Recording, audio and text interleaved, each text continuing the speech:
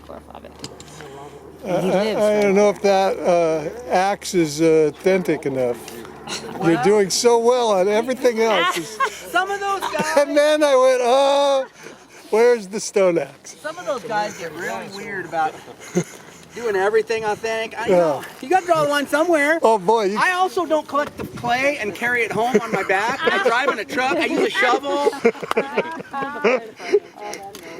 Oh no, that in no way was to disrespect your efforts. No, I appreciate it because there's different levels of these kind of people. Yeah, I know. Some people get really, really funny. Yeah. Guy tells me, this guy, Clint Swink, he figured out how the Anasazi trench kilns were fired. So they were finding these back in like the 80s, these big rectangular pits in the ground full of coals, and they didn't know how it was working and stuff. And so he did tons of experiments and figured out how to fire those. And he's a really nice guy and he has a lot of knowledge, but he's one of these kind of sticklers, and he always tells me that I shouldn't be wearing, welding gloves. And I said, well, I could go out there and fire naked, but I just don't want to do that. Okay, burning like Oh, that's a good answer. Yeah, I mean, you could be out here firing in a loincloth. That would be correct, but I have burned myself. I don't have to burn myself to know what it's like. Absolutely. What percentage of your pots are successful? Oh, I'm probably 80, 85%. I mean, it's not 100%, but I don't break too many. Sure.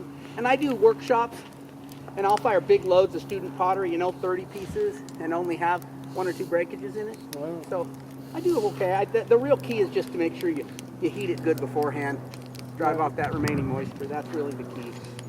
Andy, if it breaks in the fire like now, do you hear like a pinging sound, or can you actually tell that it's breaking? Yeah, you can hear it. Sometimes you'll hear something and you think it's maybe your pot, and then later you find out it's a rock, like the rocks it's sitting on could break. Oh. You have to wait till you open it, but usually you can hear it, and it'll be maybe right around this time or a little later, just about time, like I said, it gets to 200 degrees or wherever water boils. That's where that moisture will try to get out of there and break. You'll hear it. I saw a piece the other day too. It was actually an effigy figure, the arm, and there was a little pebble that was in the arm, and you could see where during the firing that pebble had heated differently and kind of blasted the surface off. Do it.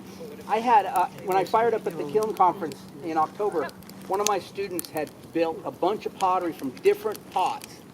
And so he had about 3 or 4 pieces in there, and all during the firing, bang, bang, bang, we kept hearing this explosion, and everybody was just nervous. When we opened it up, one of his pots had just blown itself to smithereens, and the others were fine. And it was either the clay or the temper that he used in there that had,